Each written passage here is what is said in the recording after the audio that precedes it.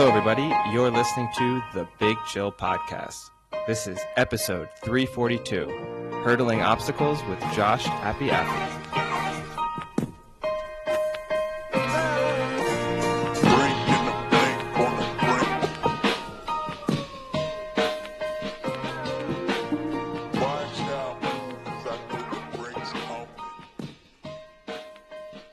Hello, Big Chillians, and welcome back to the Big Chill Podcast. I'm Frank, joined as always with Sam and Eddie.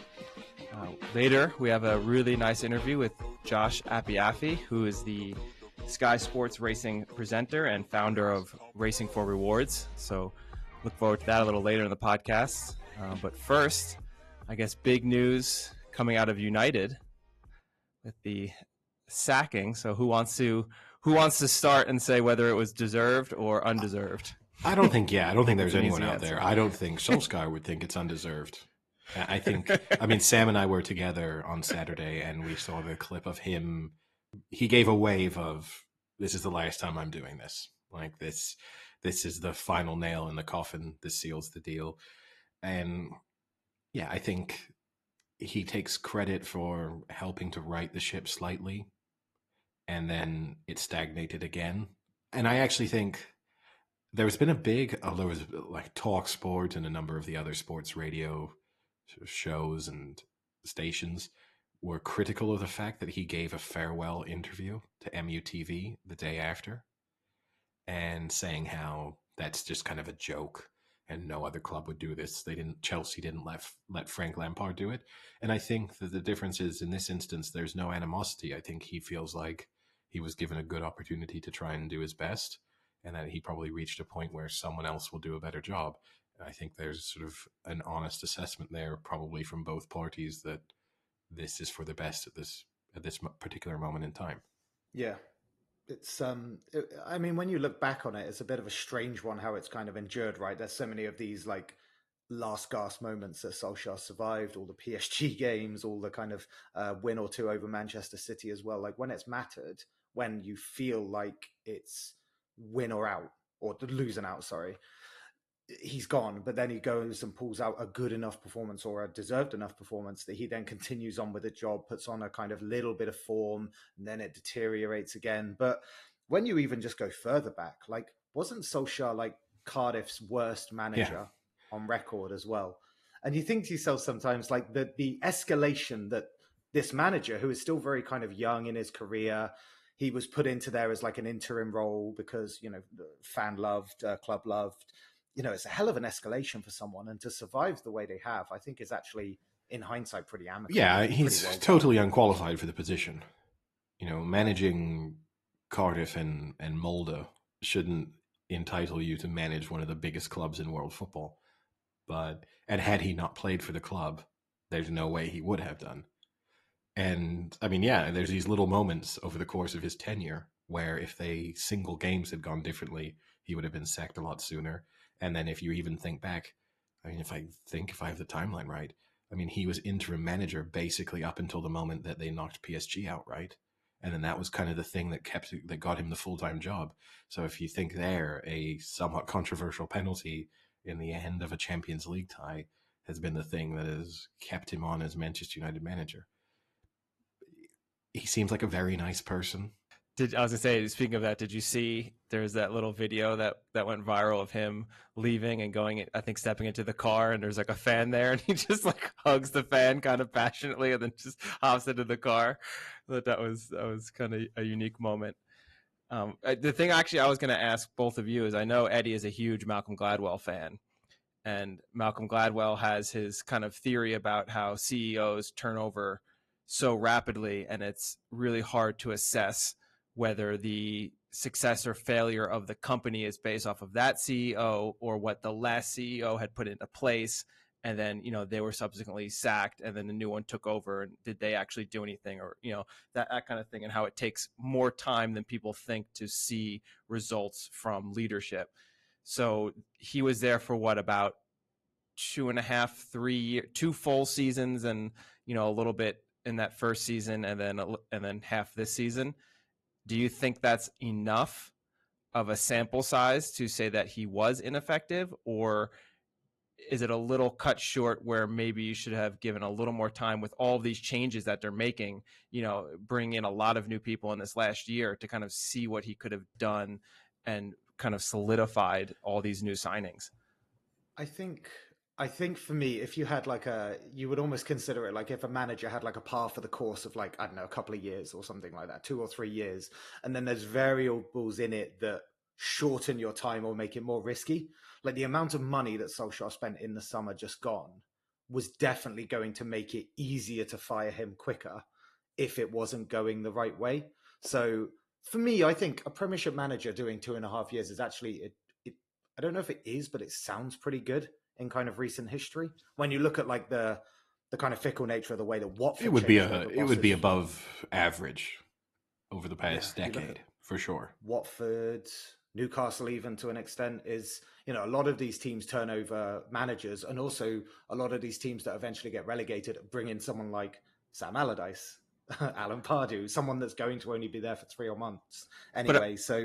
But like those types of managers, though, like those types of teams, like in Newcastle, Watford, I mean, they're not having the player turnover that someone at United is having. Like, I feel like it's a little tougher to be judged when a quarter of your starting 11 is turned over in 1 year than saying, now make the most of this. And then halfway through getting thrown Ronaldo as a wrench and trying to incorporate that in, it's a little different. That's a hell of a wrench when you've got like Ronaldo. Sam, I bet Ronaldo's got a hell of a wrench.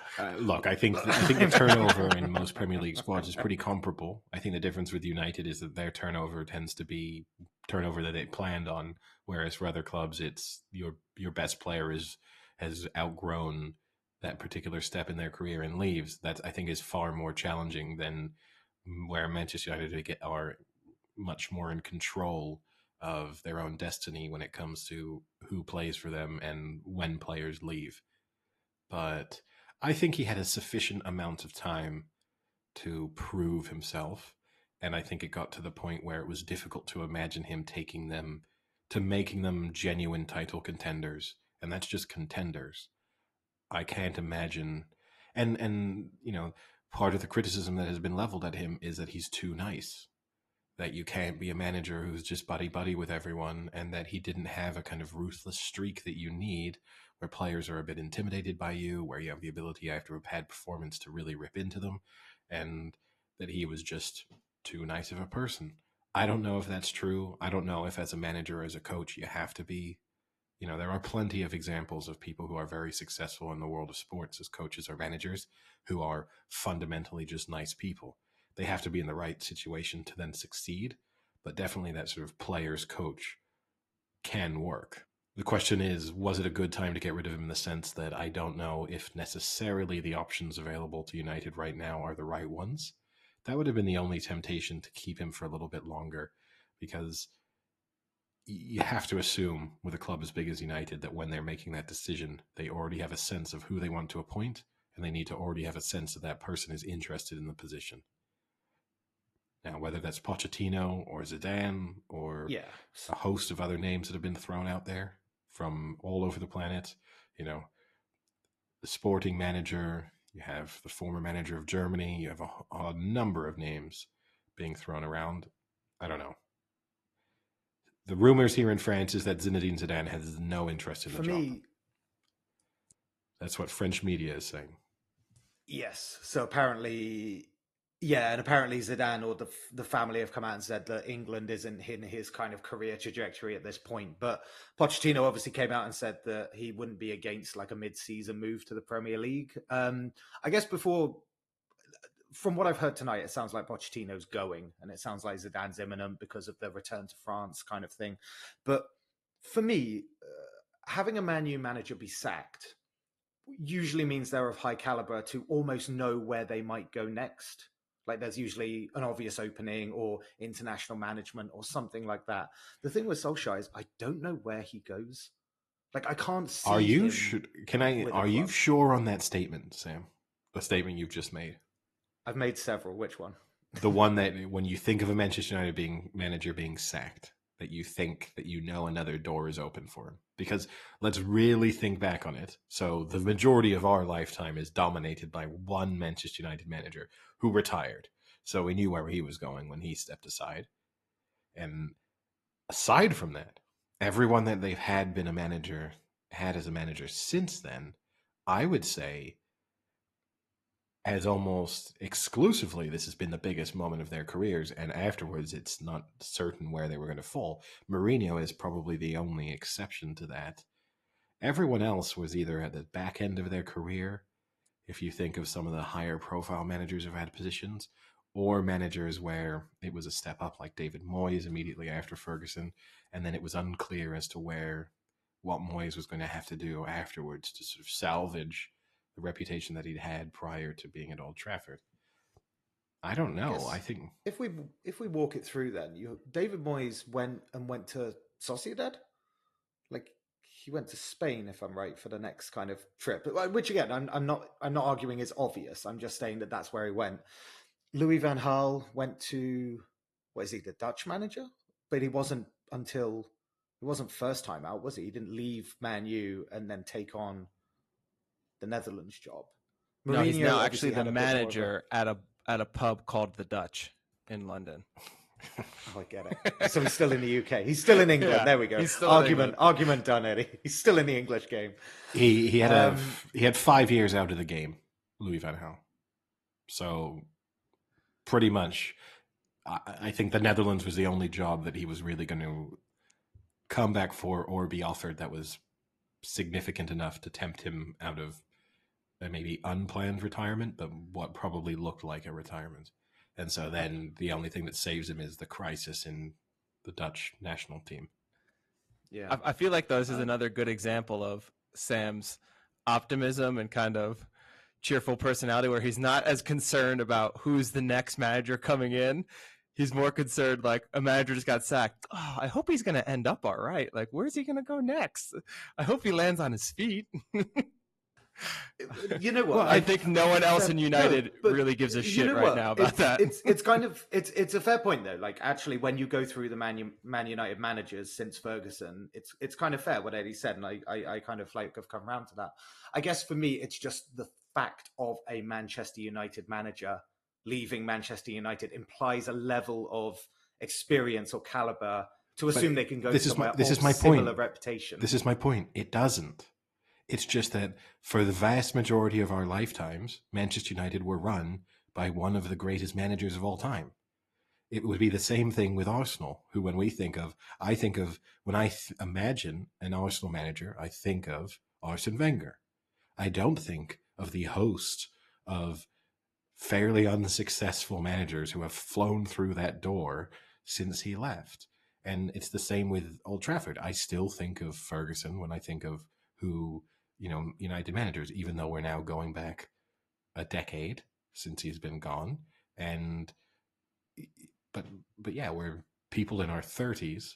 So it's like asking me to think of Chicago Bulls players and I think of Michael Jordan. And be like, oh, the Chicago Bulls always have a really good shooting guard. And then, do they? How good was Ben Gordon? I just wish you had a soundbite for when you said since he's been gone. Nice little Kelly Clarkson one. We did have that would be a good one. We did have several soundbite suggestions come in. So again, for any new listeners, or we do a little morning zoo from time to time. So if you do have soundbite suggestions, no, we don't do a morning zoo recording. We have soundbites that mimic what you'd hear on the morning zoo. It's not like we do a podcast and every Tuesday, Thursday, we also do like a morning radio show. Maybe we should have called ourselves the nighttime zoo. That would have been maybe a rebrand. Is in order, but no, go ahead and follow us on Twitter, on the Big Chill Podcast, on Instagram, the Big Chill Podcast. It's the best way to interact with us. If you have requests of topics that you'd like us to cover, or guests you'd like us to interview, or sound bites you'd like us to add to our morning zoo segments. And then I suppose while we're speaking of managers, I guess someone who definitely won't be becoming Manchester United manager is Gareth Southgate, who had his contract extended through 2024 this week. I'm not sure if I love that as a decision.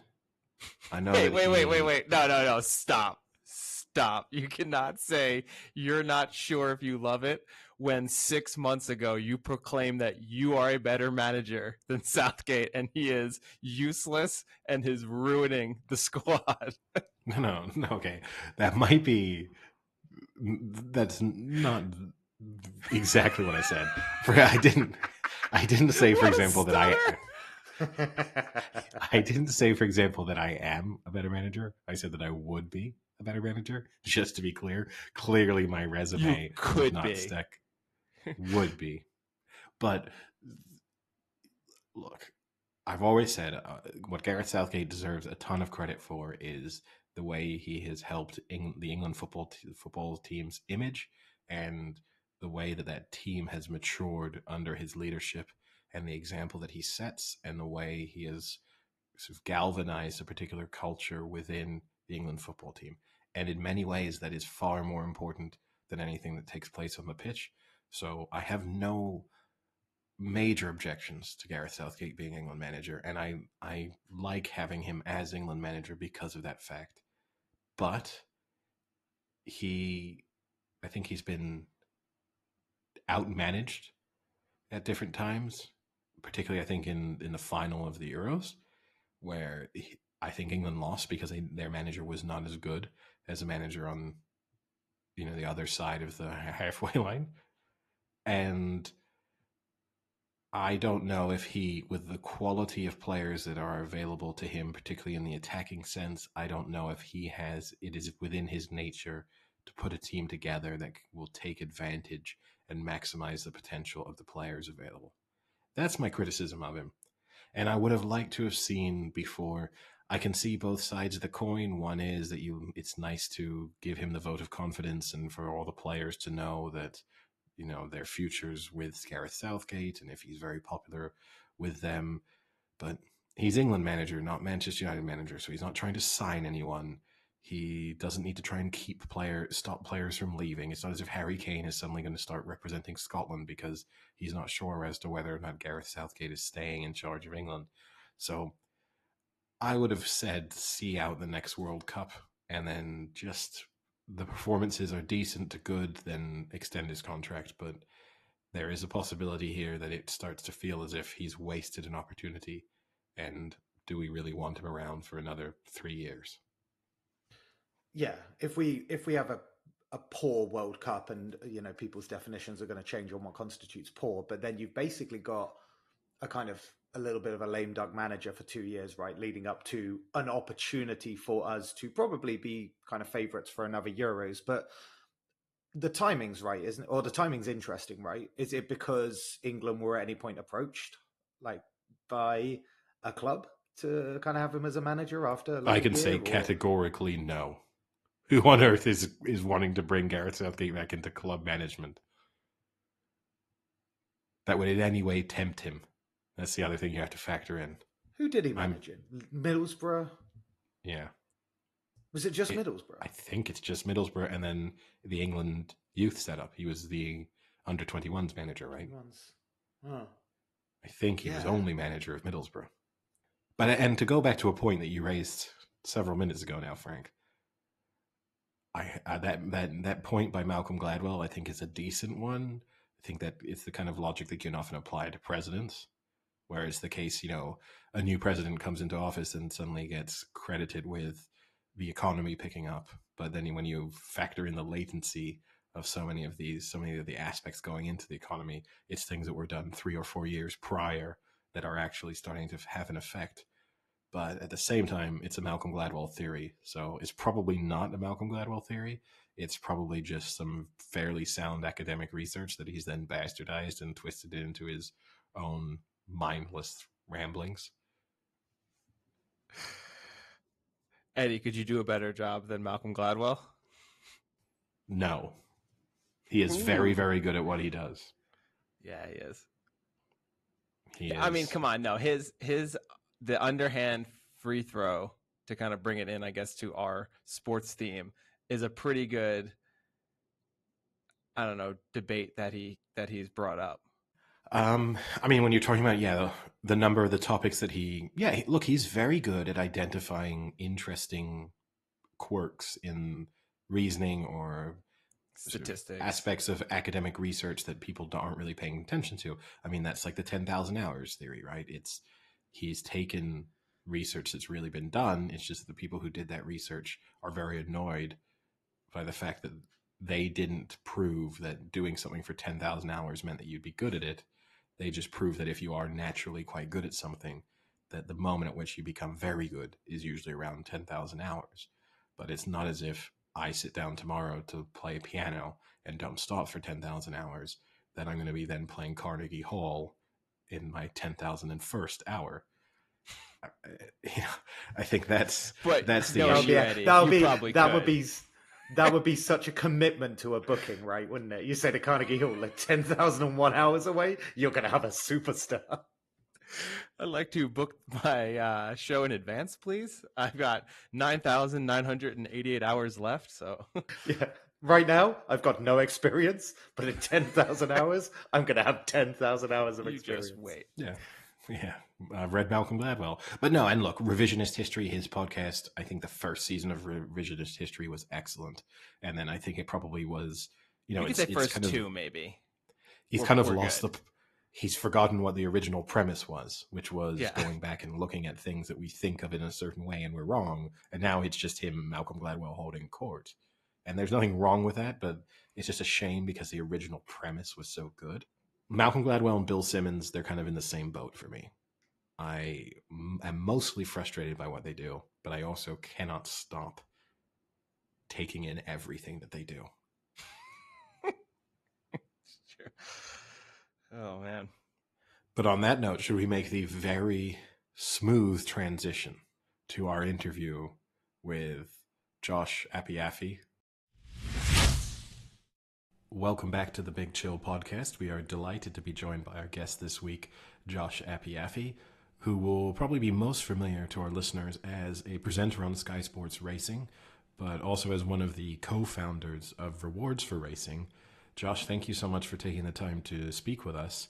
I know pre-recording we were having a little conversation and touching on a number of the different roles that you've held over the course of your career, and it's been so varied that it's a little bit difficult to know where the starting point is. So maybe it's best, as difficult of a question as this is, if we start by just you giving a little bit of a summary of how you've managed to get to where you are now.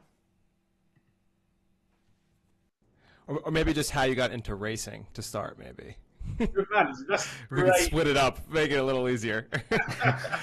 That's a great segment one. Yeah, exactly. There's a little story about how I got into horse racing. I found horse racing or riding of horses was what my white knuckle sport as a child. It wasn't. I do now, but I had no definitive love of a horse back then. All I wanted to do was go as fast as possible over as big fences as possible, since the age of 5. My parents went into it. We'd just moved to a little village in the middle of England, and down the road from our house was a riding school, and Mum took. I was the eldest of 4 kids. Took us down there. I was 5, and away we went. And like I say, that was all I wanted to do was feel the wind in my hair. I was about to say I did have hair back then, or the wind in my afro, as it probably was back then.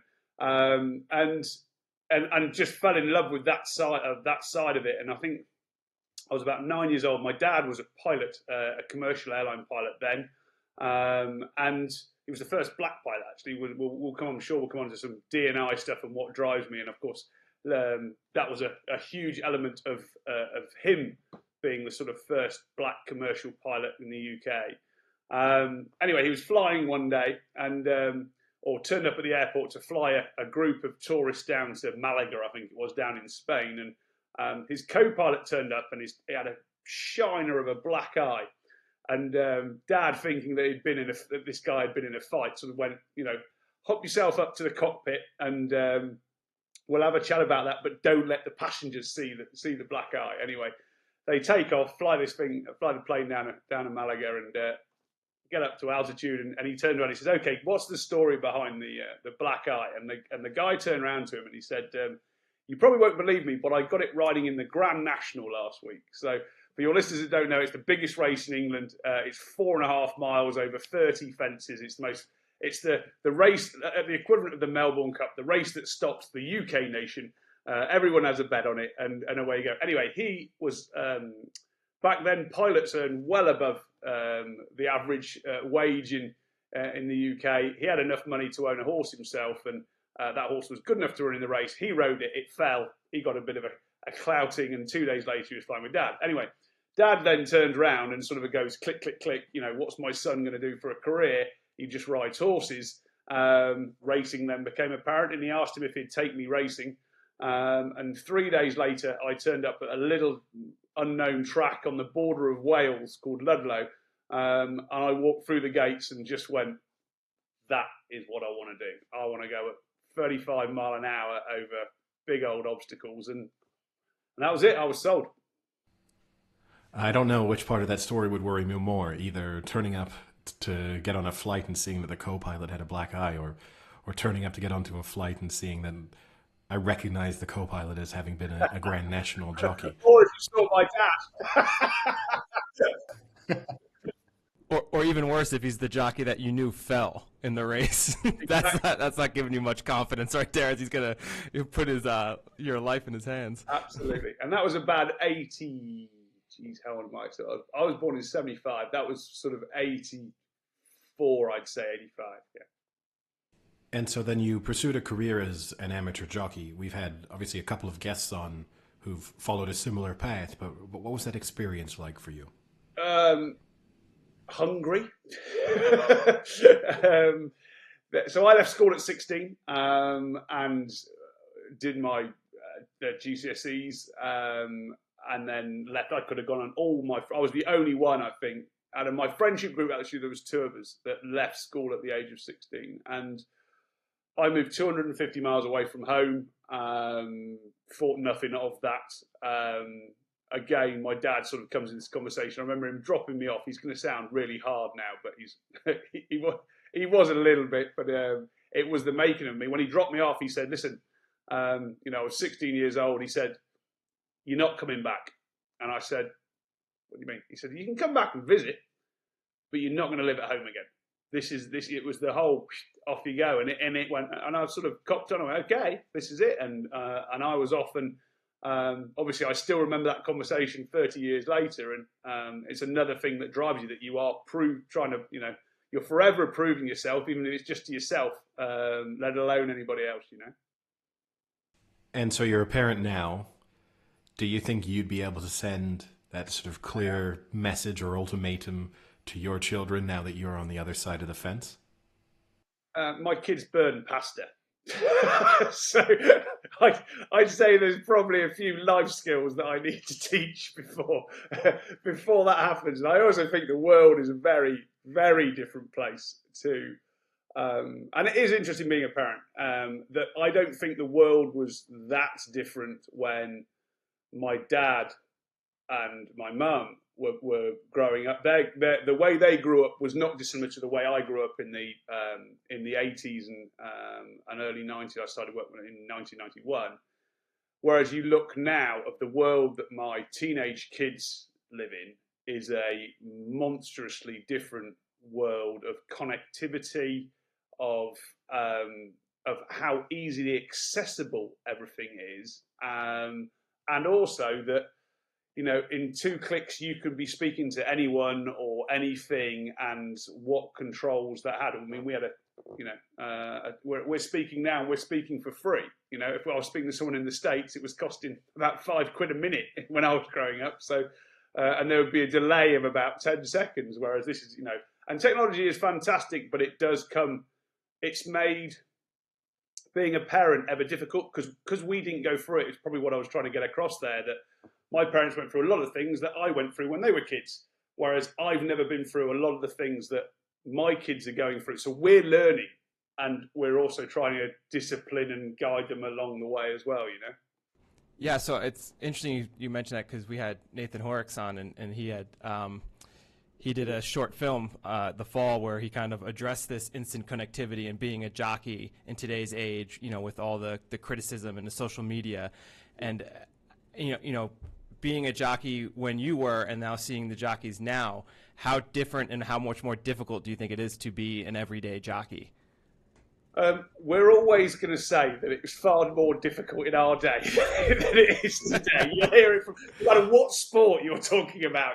They'll say, look at golf. They had hickory shafts and cork balls, and and all this kind of stuff. But what was the difference? Okay, let me give you the difference in Nathan and my day. So we're talking sort of in the early 90s, and that there was over 800 jockeys back then. Now there are 300 jockeys in the UK. There were 1,000 race meetings in the UK. There are now 1,500. So you've got more meetings and less jockeys. So, so there are more opportunities. Back then, we had no education whatsoever in terms of, let alone mental health, physical health, diets. Now, in every single race meeting, you'll find a nutritionist. There'll be a physio at every single one of them.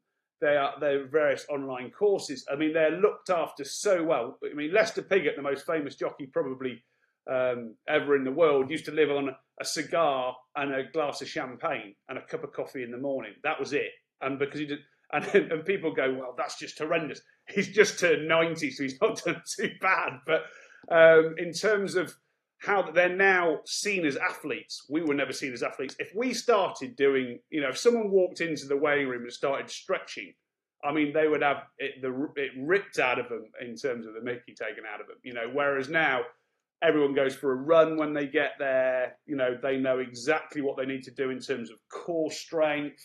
The rise of the female jockey has been fantastic because what you've now got are people that aren't malnutritioned, trying to do a job. Because they can do the weight a lot easier. They are so much. They're physically stronger than the guys. So it's a huge difference. I think it's legions away. I think the safety factor that's come in as well in terms of the back protectors. We wore back protectors, but it was like pieces of cardboard you'd put across yourself and stick a bit of tape around, a bit like me trying to put a nappy on back in the day.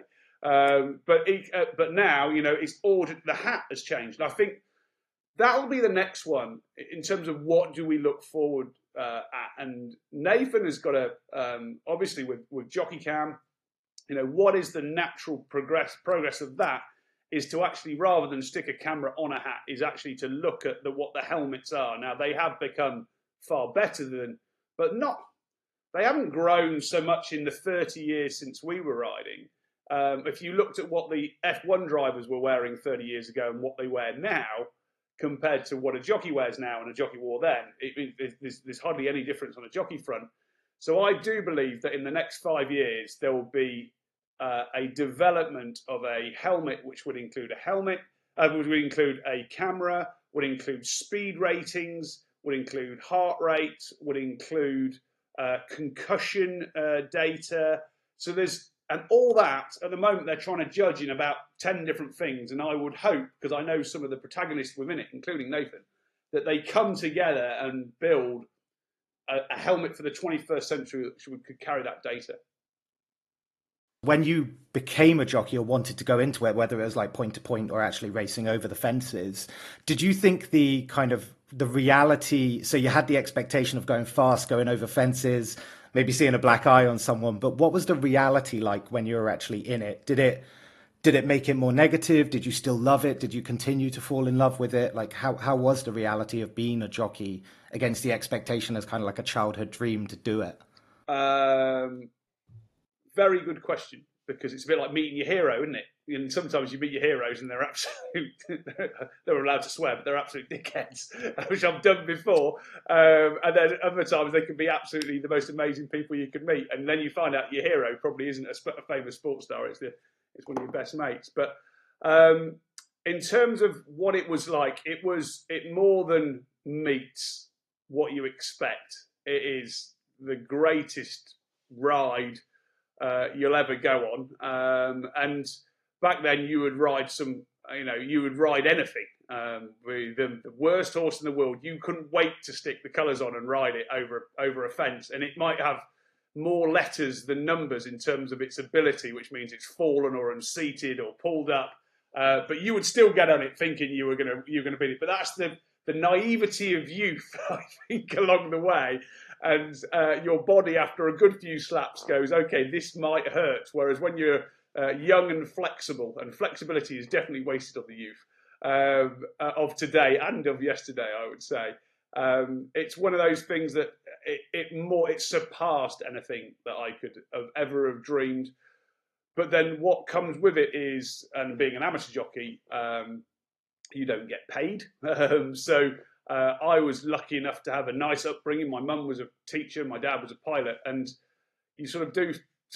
They didn't financially support me when I went off to become a jockey. I worked in the yard. Granted, I worked for the champion trainer back then and learned a heck of a lot. But you're earning, my first wage, or my first and continual wage packet for the first year was £37 a week.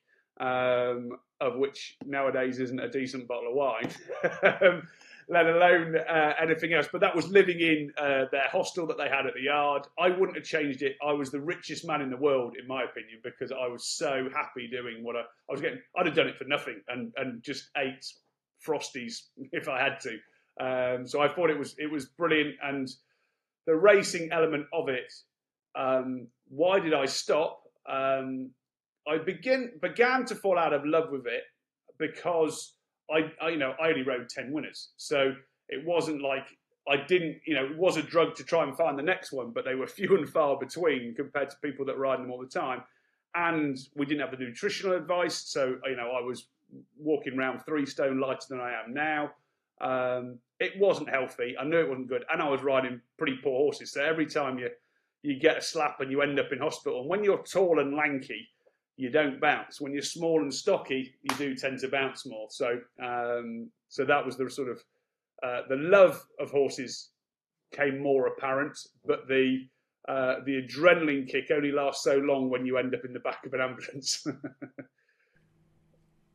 I'm interested in a point that you sort of made there, and it's a topic that we've discussed with both Sean and Nathan when we've had them on, but obviously having only ridden 10 winners and with undoubtedly some sort of growing pressure in terms of wanting more successful rides so that you can further your career, is there any level of jealousy within the sort of jockey fraternity, or do you feel like there's just a healthy rivalry there and an understanding that you're all just playing just the same game and that's how it goes?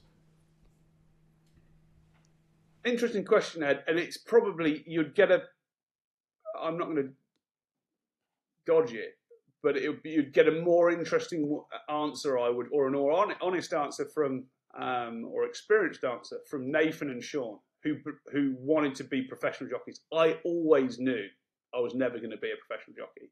I was doing it. I just followed my passion and my love and just saw where it went. It was never. I knew I was going to be too big. I knew I was never going to ride for more than 4 years because I was going to get too heavy. So it was, like I say, because I wasn't following that dream, I thought I might want to become a trainer, but then I took one look at that and went, absolutely no chance do I want to become a racehorse trainer. So it goes, okay, what are you going to do? And that's where I spent a long time on trying to find out what I wanted to do. And I think if you look at throughout my entire career, I've always gone to people and organisations, or I've done stuff myself that has challenged the norm. Don't take this is what should happen and has happened for 50 years and continue it. So Martin Pipe, who I went to when I was 16, the trainer, he was twice as good as anyone else. He'd train 230 winners a year, and the next person to him would train 100 winners.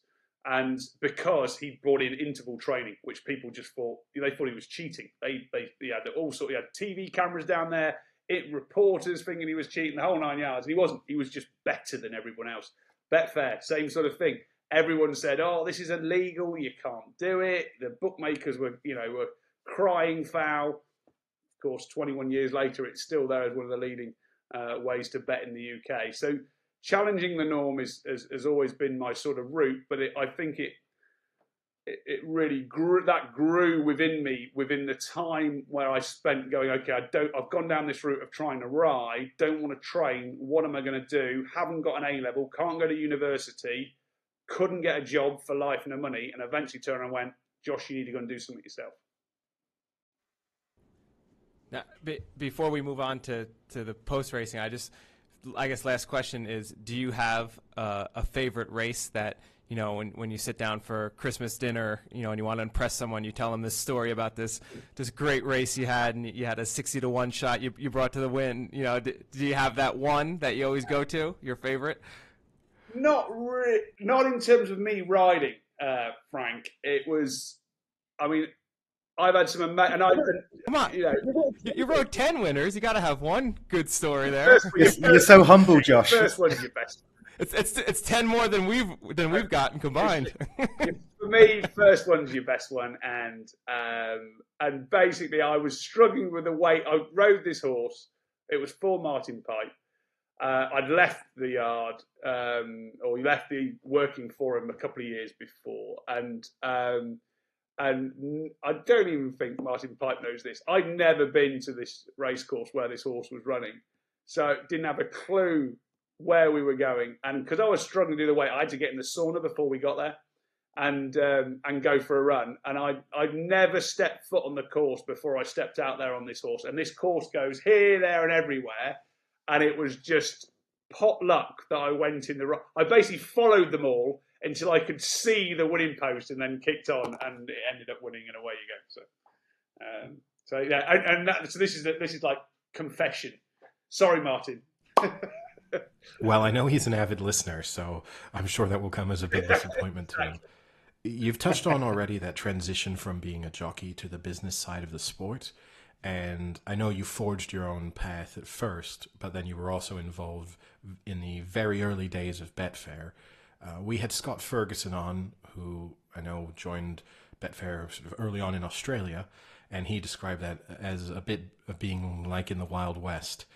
What was your experience like in those first few years at Betfair? Unbelievable. I actually employed Scott. So he's a top man. I haven't seen him for a while. But no, I was one of the first ones. I was the first man off the boat when we went down to Australia, and we employed Scott to oversee things for us down there. And no, listen, it was my most favourite 5 years. I was there for 7.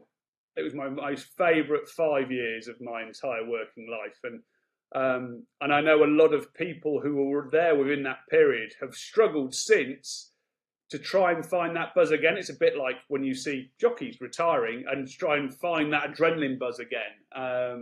I've been very comfortable with the stuff that I've done since, and really enjoy the stuff. You know, I've always had a rule in life of, as you can tell, of following passion before paycheck. And I think if you do, the paycheck will follow, because you're going to overly do the job that you're passionate about anyway. So, but those early years were brilliant. It didn't matter who was there. We were all the same. I was the average age the whole way through the business. So I went there at 26 and I think 25, 26.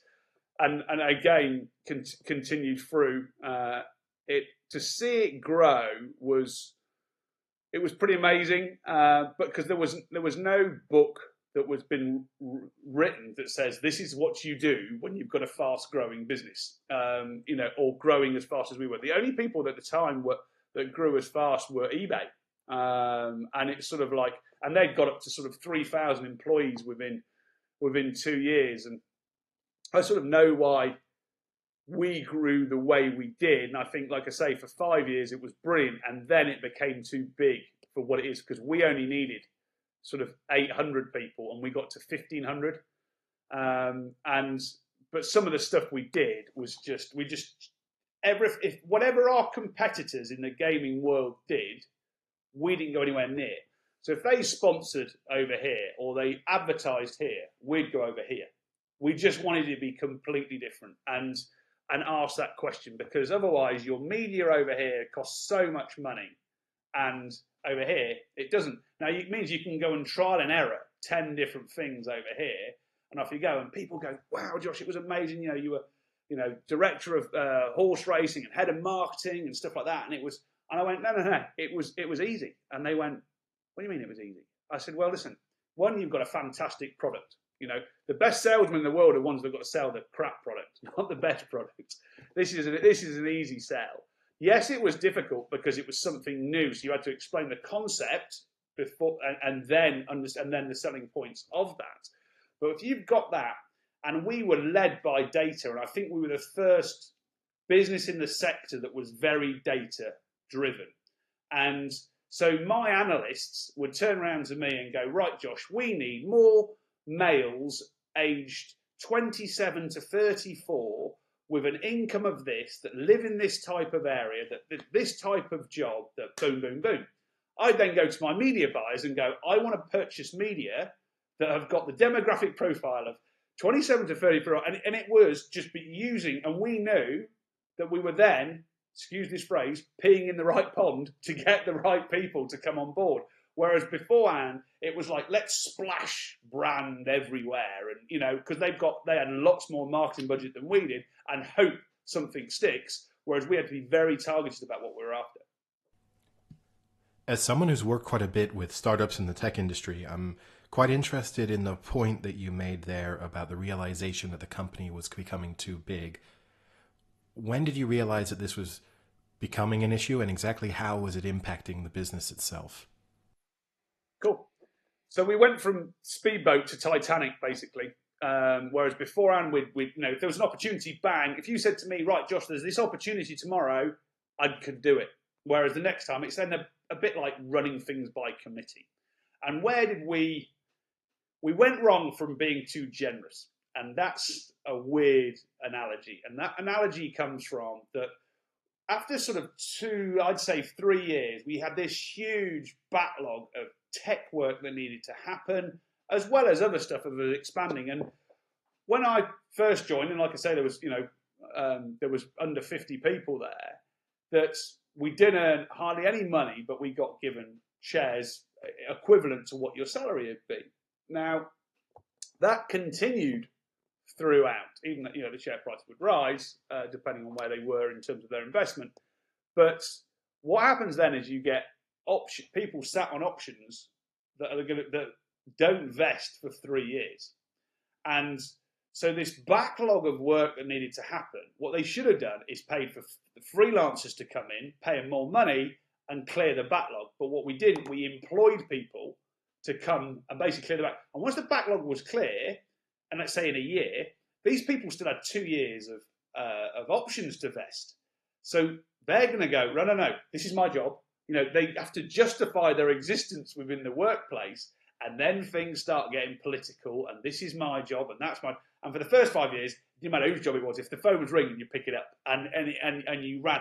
And I'm not naive enough to think that it could perhaps stay that way, but I know I'm, by the sound of it, just not dissimilar to you, whereas I know what I'm good at, especially now I'm in my mid-40s, I'm very good at identifying a problem, and I might sound big-headed, I'm good at raising the cash or having the cash to invest in that and get it up to profitability within its first 2 years. Then you need someone else to come along and run that business properly, and I need to go and look for something else. And that's so the older you get, the more wiser you should get, and you also understand yourself a lot more. And that's also when you look at businesses of what happened there. And on my exit interview, like I say, this was with the two founders, who I still know personally. I own racehorses with one of them still today.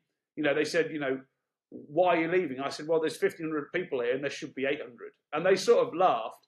2 years later, they brought in a new chief executive who sacked 800 people and went back to about a level of 800. So it was going to come, but that was the mistake it made. But you only ever hear about all the great things with these great companies. But when you get in behind the teeth of an eBay or a Facebook or wherever it's going to go and be, you'll find out there were some huge mistakes along the way, and you learn more. You will always learn more from your mistakes than you ever will from your successes.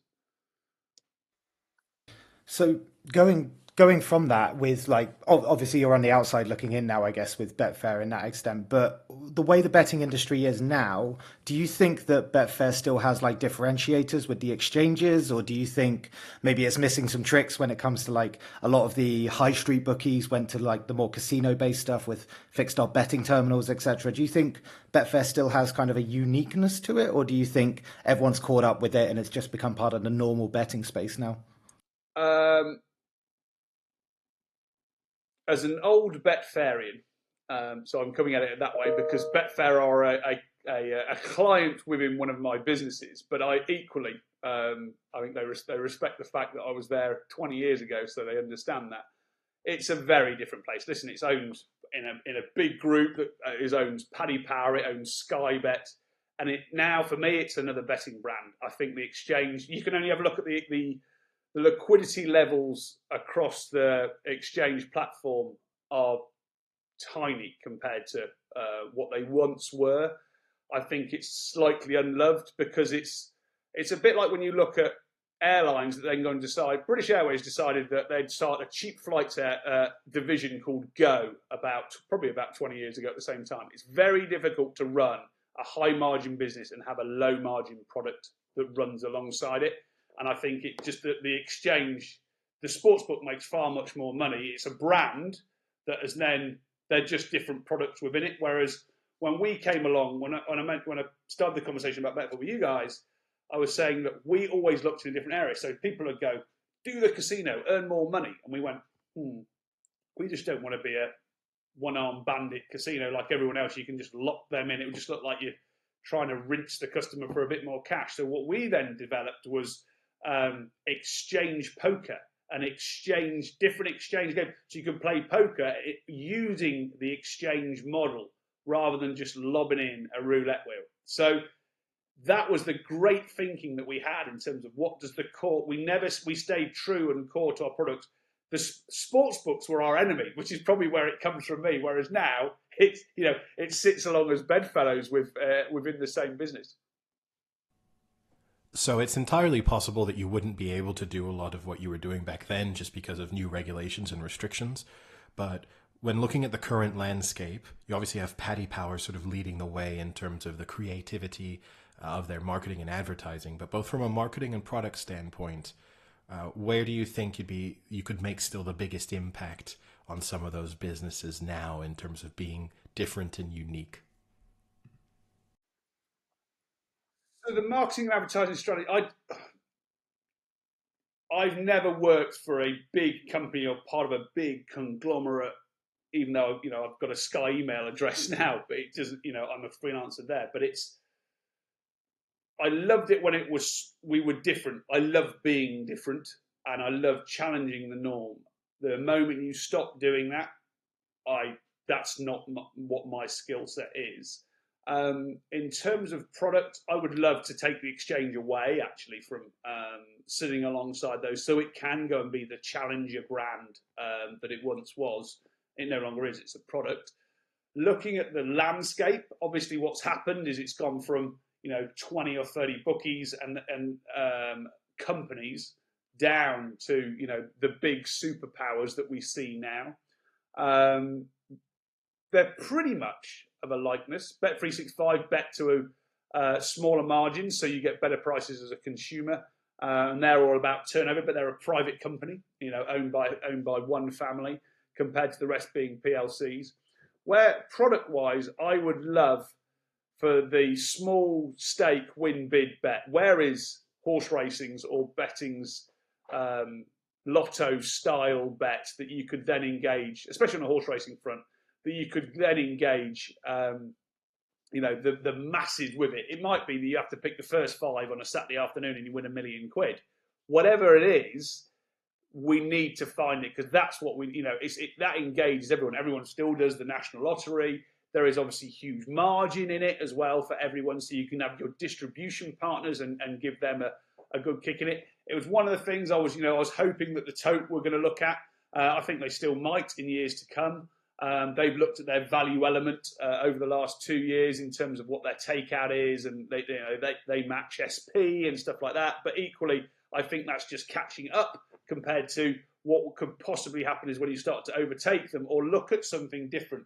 Don't try and be a bookie. Whereas if you try and be a bookie, you can't play in their playground unless you've got hundreds of millions of marketing budget. Go and be different and be proud to be different.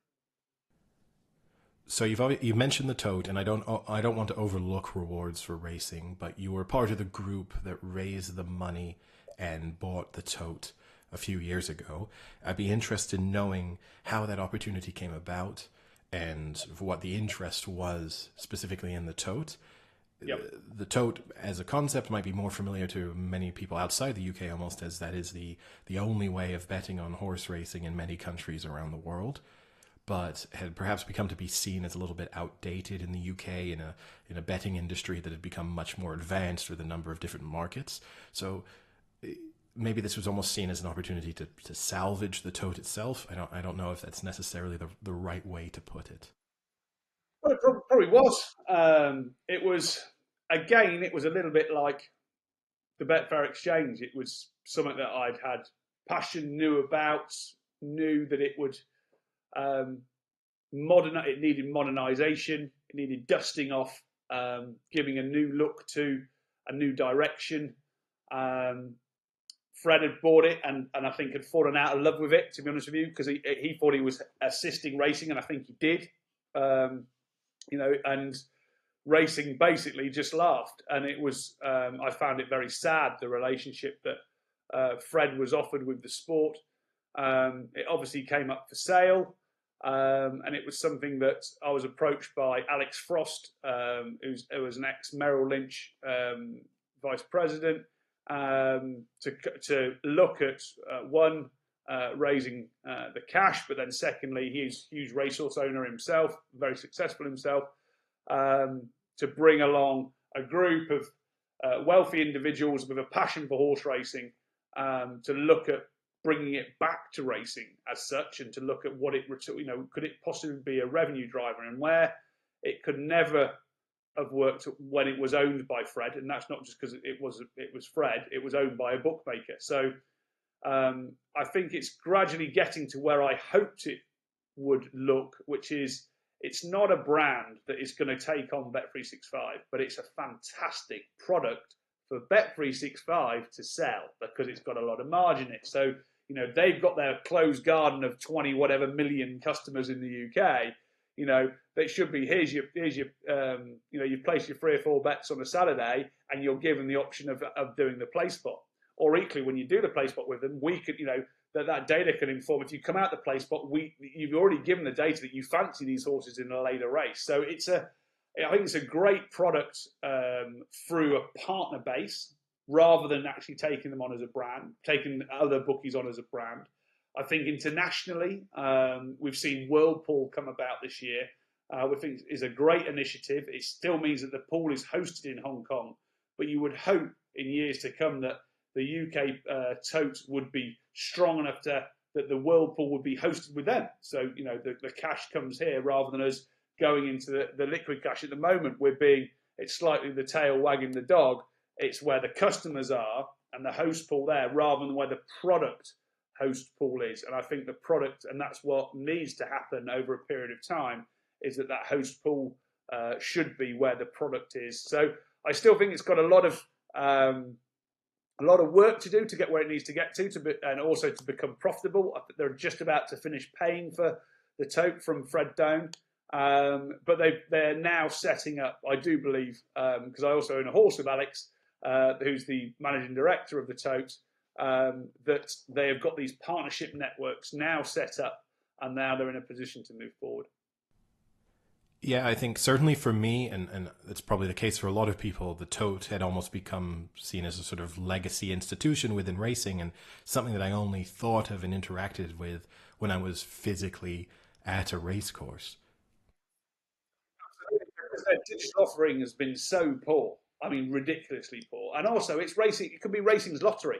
That is the place. The lottery is a pool. Betfair Exchange is a pool. They've just all got different pricing mechanisms. So, and when I said that to Alex when I first got there and their shareholders, I said, listen, you should be looking to buy the exchange in 5 years' time because it is all about pool liquidity with different pricing models along the side.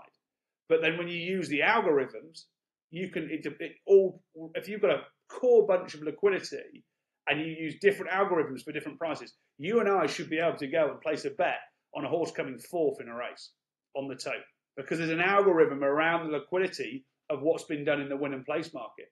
So that's the kind of stuff. And there's a company called Longitude, which is owned by NASDAQ, that has got that kind of technology that they're beginning to roll out around the world. So I think there is a lot of new tech out there which will come into play over the next 4 to 5 years and become more front of mind. And also, as the gambling regulator starts squeezing down a bit more on, as we've seen, not only with fob teasers, as you alluded to earlier on, but also on gaming regs full stop, that the tote and pool betting as such, and in that way you would call that exchange betting, it's open, it's clean. You know where the transfer of money is coming from. It's got, you know your customer, you know every single pound where it's come from. So, and you're not betting against the company in either of them. That's probably the one thing I haven't mentioned and should have done, both with the tote and with Betfair. It's not me versus you, the customer. It's you versus you taking on the world, or you can go in as a syndicate together. So, the commission is taken out before we even get there. So we don't care whether, we want you to win. So that's the great thing. What can we do to assist you to win? No other bookmaking company outside of the tote and Betfair could ever say that. I always found it interesting because it was 2011, I think the UK government sold it off. So about a decade ago, I think it was. And it was always described as the fairer way to bet. It was always like, this will be better for you than kind of fixed odds or SP or anything like that. Do you think, but obviously you mentioned also like a high margin aspect to it as well as a business. Do you think that was, I wouldn't say marketing spiel, but it is genuinely a fairer way, isn't it? Because when I worked in Ladbrokes, and they actually had some interesting deviations to the place pot. They had like the tote jackpot, the Super Six. I remember being one of those, like £2 on a Saturday, you could win like $1 million plus. Like, do you think it was all completely fair when they marketed it that way? It's like fairer, even though you just mentioned the high margin side. Fair is an interesting line. Is it fairer? I don't know whether it's fairer or not, but what it is it's a true reflection of a price once you get to a certain level of liquidity. So exactly like Betfair, and the tote would be the same. It doesn't matter what that takeout is; it's going to be a reflection of yin and yang, because these are where one, if it gets bet here, it's going to drift here, and across the board. Whereas on a fixed odds type of thing, yes, there is the liquidity issues in terms of, if you're backing this favourite, the outsiders are going to come out, or vice versa, they're going to come in. But it's far more clearer, open when it comes to the tote or a bet or an exchange bet. And also, I think what you've also got there, Sam, is that if you've come from a fixed odds background, and what I've not worked in is when you've got multiple liabilities coming into a win market. So Betfair and pool markets, that's all about this one event.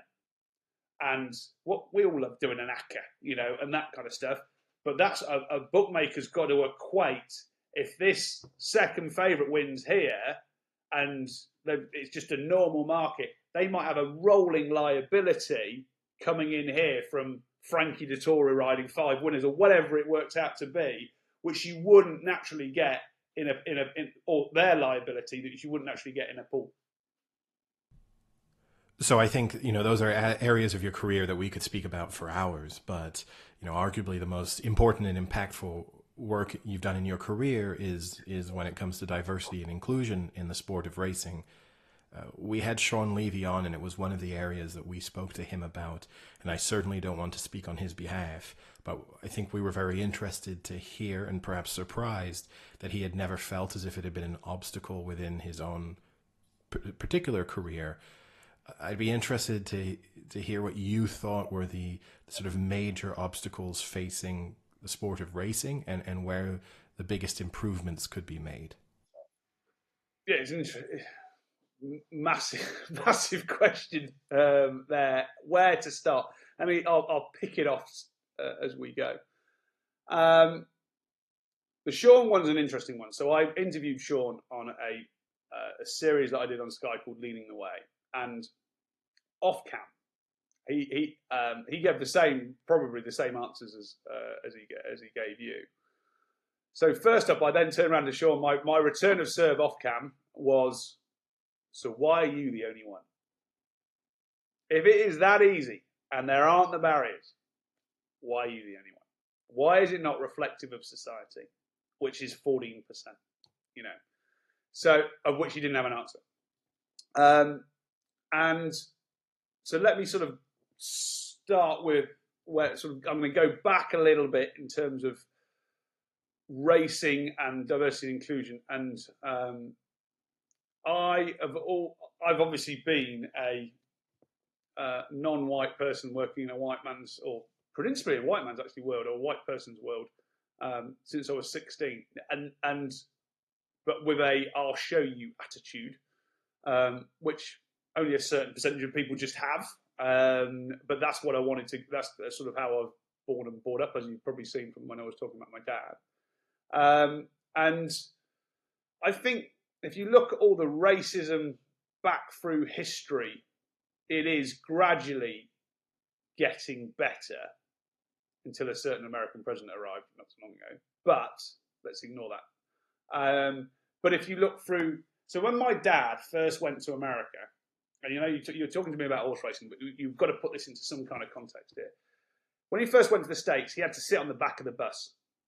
And within his lifetime, the president of the free world, or the ruler of the free world, ended up being a black man for 2 sessions. An amazing feat. But you've got to look back then at what happened then. And if you look at the race riots through the 70s in the UK, so I was brought up in the 80s. I got plenty when I was a kid. But when you get to sort of 6 foot, and I don't think I've ever been in a physical fight since I was about 20 years old, and because I can look really mean, but I'm as soft as anything.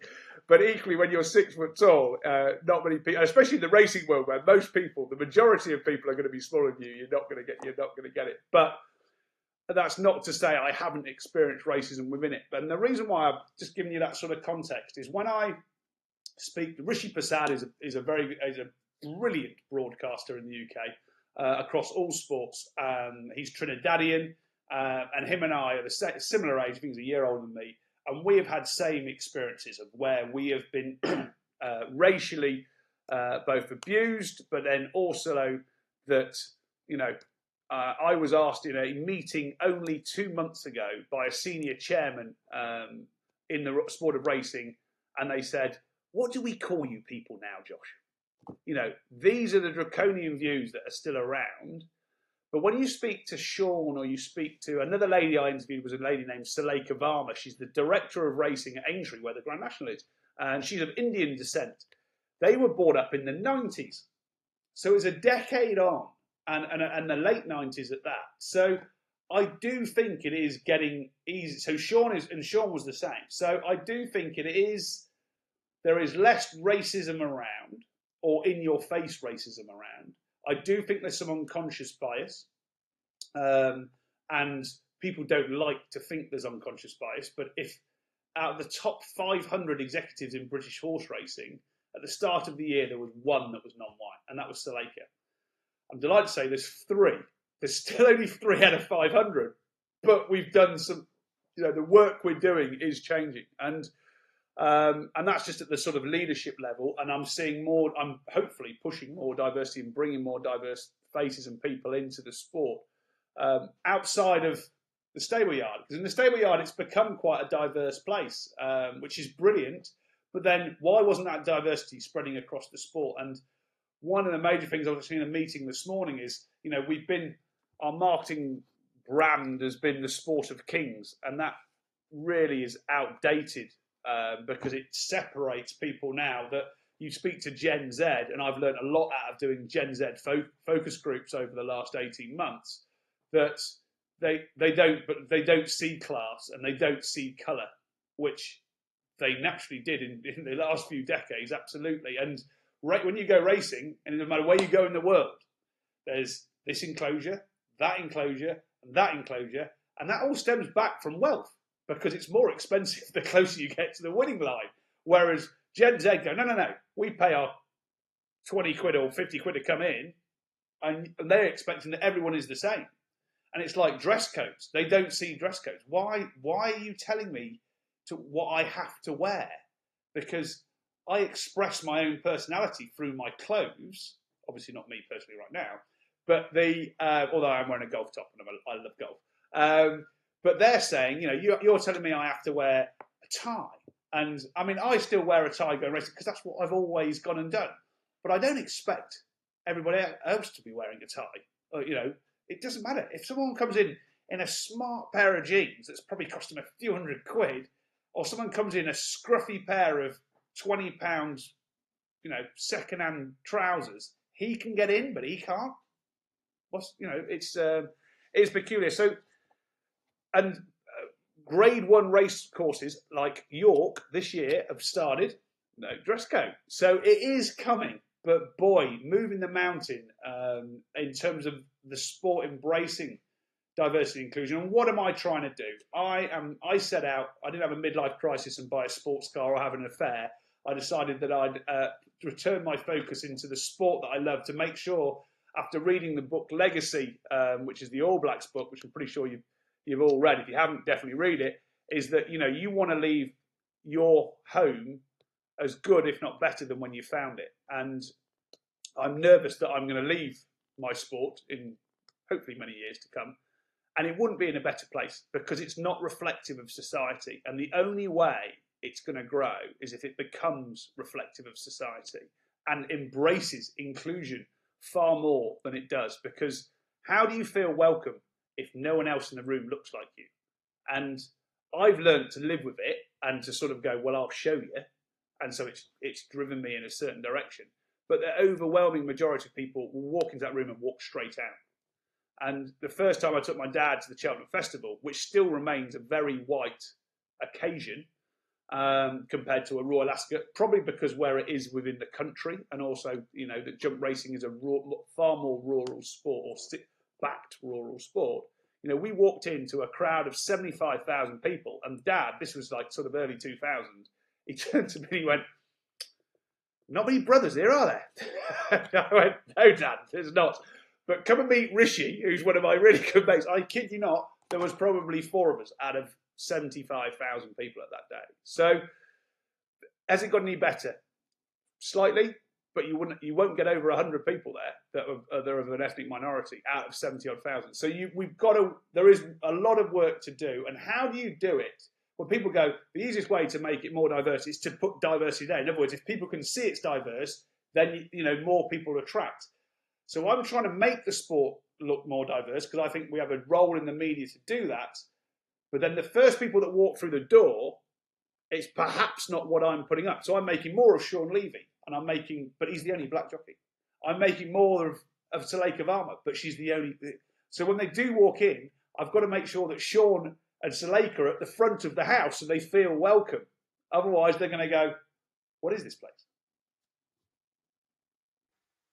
Yeah, it's a really interesting concept because as you're saying it, I'm thinking kind of what you're saying is the better.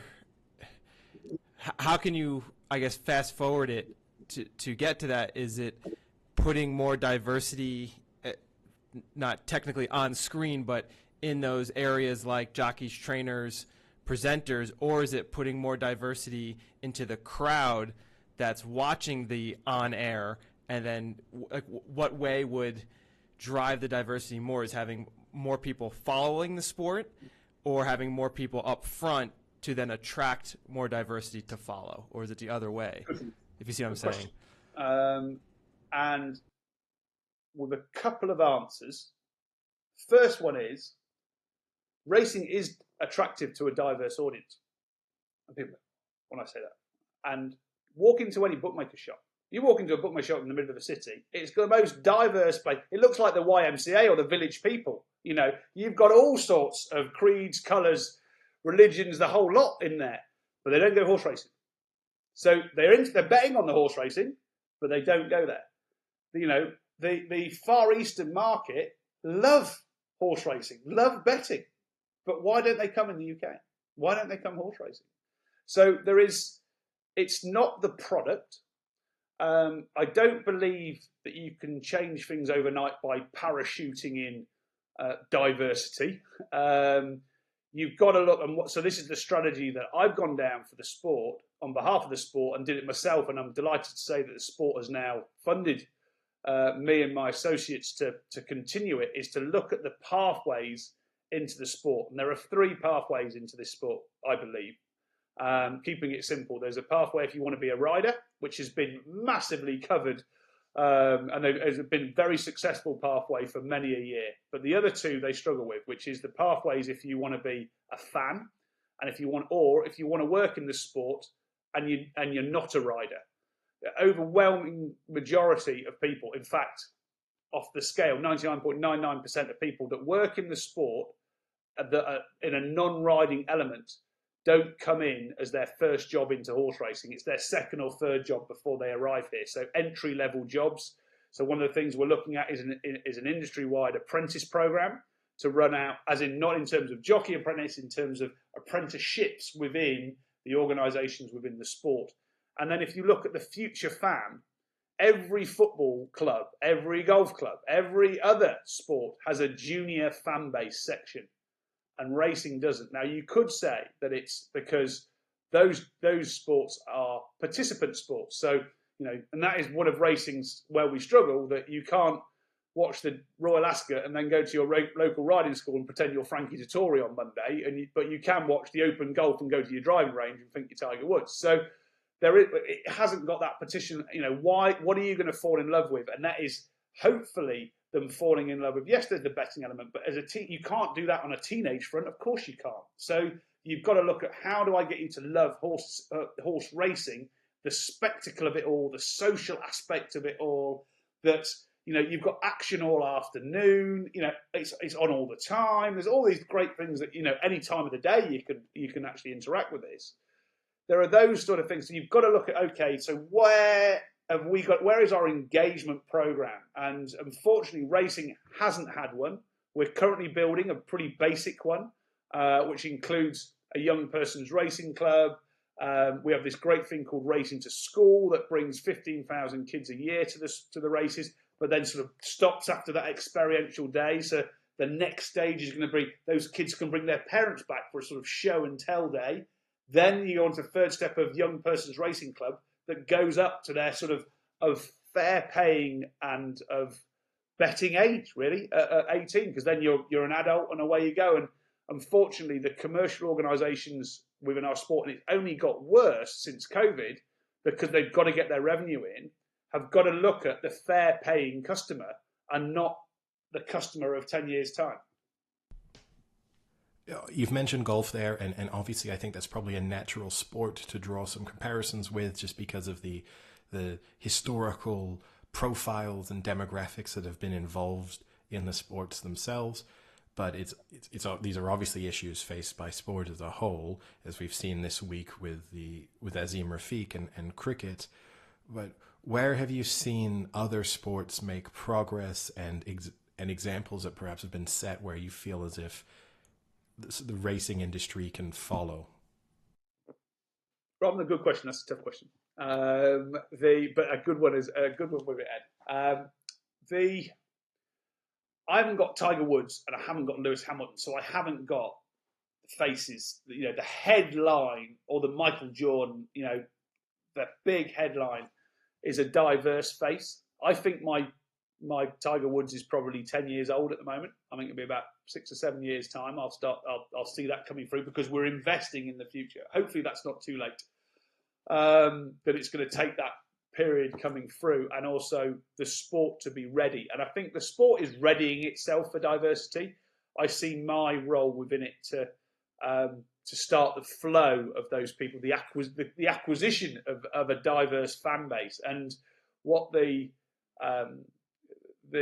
fans of tomorrow and the Gen Z are telling us, that unless you are diverse, we're not going to be attracted to you. So one of the things that I also took on board, and I don't know whether I'm directly answering your question or not, was that actually there's an image that sits behind me, which is a documentary that I did earlier this year called The Uncomfortable Race, because I felt that it was myself and Rishi were the two, and we have been for the last 20 years, the sole voices of the ethnic minority family within racing, I suppose.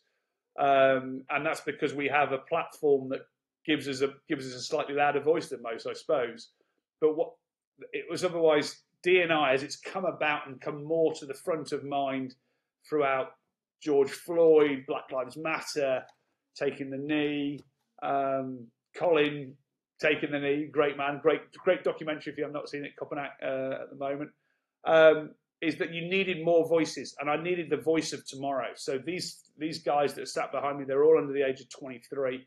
And I talked to them about what it was like being from an ethnic minority background in our sport of racing. They've all got different roles. One's in a yard, one wants to be a lawyer within the sport, and the other one actually works for Sky Sports Racing now. And talk to them about how they felt when racing did nothing around the Black Lives Matter or the anniversary of George Floyd, or after the death of George Floyd, when every other sport did. And Rishi and I were very outspoken about it and got shot down because a board room of, I think it was 12 white people, decided that because racing was so poor on a diversity and inclusion front, it shouldn't say anything because it would be embarrassing. Whereas what they should have done is ask us our opinion rather than 12 white people make that judgment without asking what part of the ethnic minority side of racing's family were feeling hurt and not sort of knowing, where we could turn. And then you find out that your sport looked like it didn't care. In mentioning the likes of Tiger Woods or Lewis Hamilton, I suppose one of the leading figures in terms of setting an example for minority groups within racing in recent years has been Rachel Blackmore, who, with the success that she had over the past 12 months, obviously there have been a number of very successful female jockeys in recent years. Do you feel as if that is really having a tangible effect on the type of people becoming involved?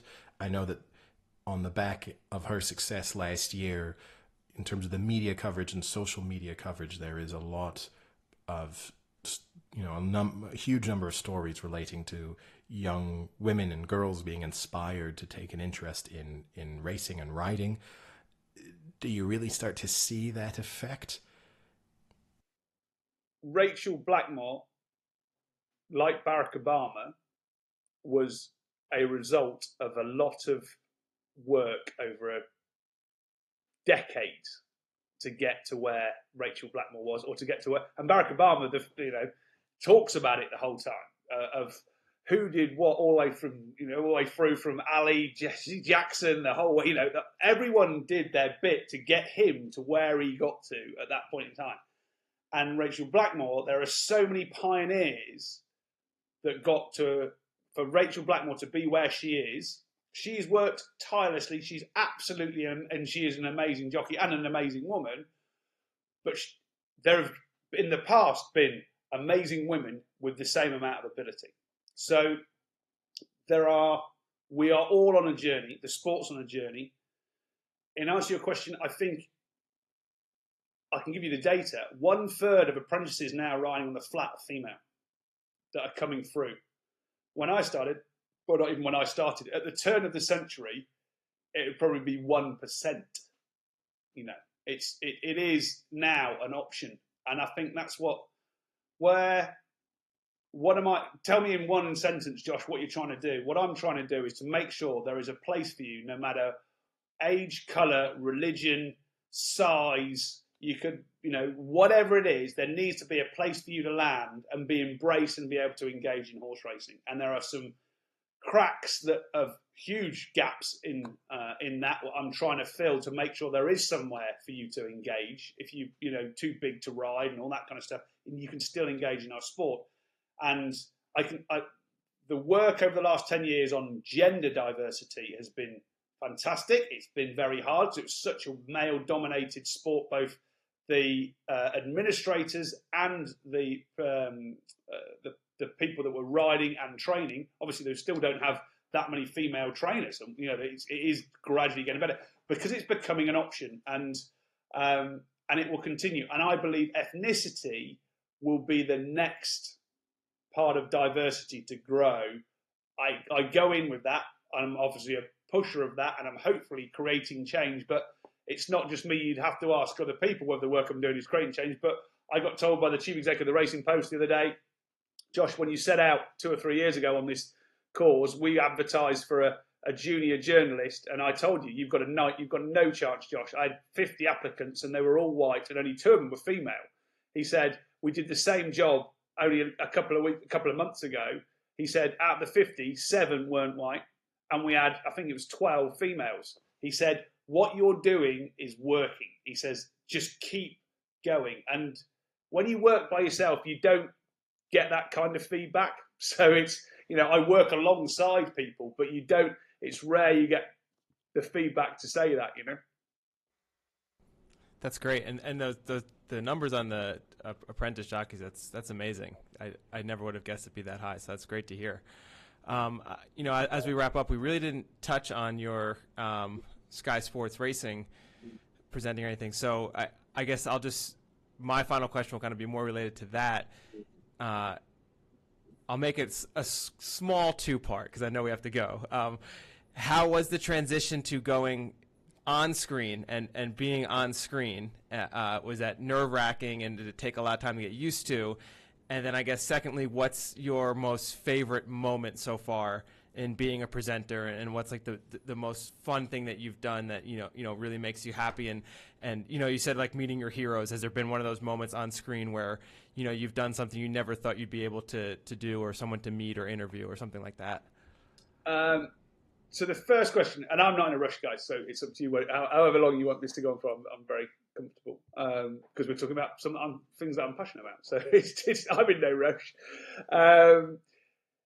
In terms of nervousness of transferring what I do to being on screen,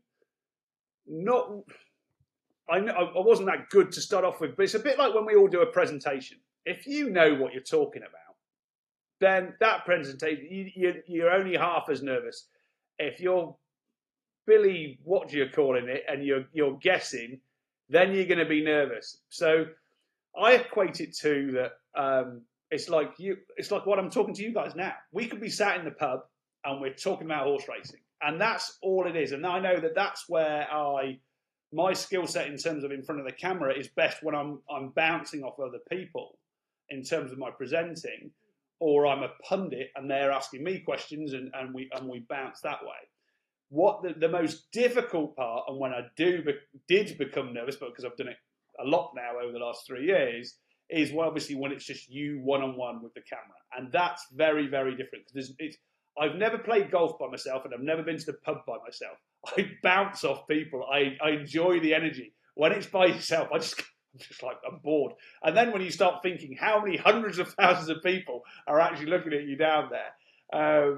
To start off with it, what that was the daunting side of it. The studio stuff, I could sit there all day and do this kind of stuff. I massively enjoy it. But the one-on-one presenting. Eddie, you might be great at that then.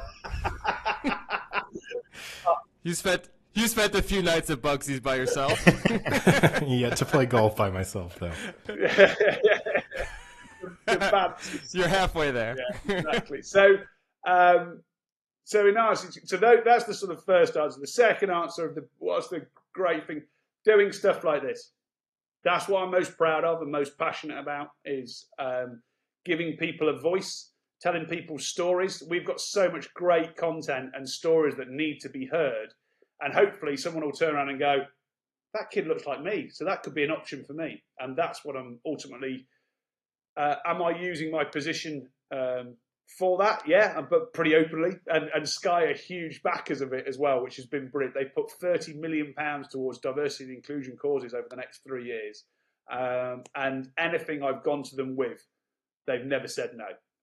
So it's I'm hugely heartfelt thanks to the team there to give me that position to go and do it. But equally, without blowing my own trumpet, I know I've got to be good enough to be given that position to go and do it, or also that the cause I'm pushing is actually one that's society, the sport, and everybody needs, So I guess I'll ask one more then. On Sky Sports, we've joked a few times with Matt Chapman and his energy. Sometimes he'll take a 3-horse race with a 1-9 favorite, and he'll talk it up pre-race like it's the greatest race. When it goes from 1-8 to 1-9, it's the greatest shift in the odds. Is he always that energetic and always that on, or when the camera turns off, is he the most cool, calm, and collected guy you've ever seen? He's different off cam. I'm going to say he's different off cam to on cam. He's a fantastic broadcaster. I think sometimes the energy switch loses the off button, which I would say to his face. I'll be working with him again this weekend at Ascot. He's highly knowledgeable and highly intelligent, and I think sometimes that gets lost when he's on one, let's call it. But equally, he's one of the faces of our channel. If not, the top 2 faces will be him and Alex Hammond, who have both done it for years. And if those people have done it for years, he hates to admit it, he's also over 50 and tries to look sort of 21. So he's been doing it for years, and I have to say, whenever I've needed help and reached out to him, he's been there and given it to me without taking the mick or having a laugh when there's a serious subject to be had. And when I brought out this kind of stuff, the first person on text to say, "Well done, keep going," is Matt. Yeah, I mean, he does seem very outspoken. It seems like when you follow him on Twitter and everything like that, like it's what he's gonna say. He's gonna say, and I think I kind of respect that aspect of him. Although sometimes it's said a little too loudly, a little too long. But it's good that you have people like that, who aren't willing to shy away. Well, you've got it, because Telly, if we were all monotoned statistician form agents, then that's just bad telly. No one's going to turn on and watch it. You're just going to watch the race and turn off again. You've got to bring about an opinion, and I have no problem at taking advice, opinion, a different opinion. When Matt and I get together, it's great. I can say, he might turn around and go, "I think this," and I'm naturally going to go and tell him and do something different, because that makes good telly. If everyone agrees, it's where's the diversity in opinion? Diversity in opinion is the great thing that gets it going. So it's something that I didn't do. Do I want to be a professional broadcaster? No. Am I a professional broadcaster? Probably semi-professional. It's not something that I moved into with any sort of judgment or strategy. It's something that I think assists in the great causes that I'm trying to achieve for the sport.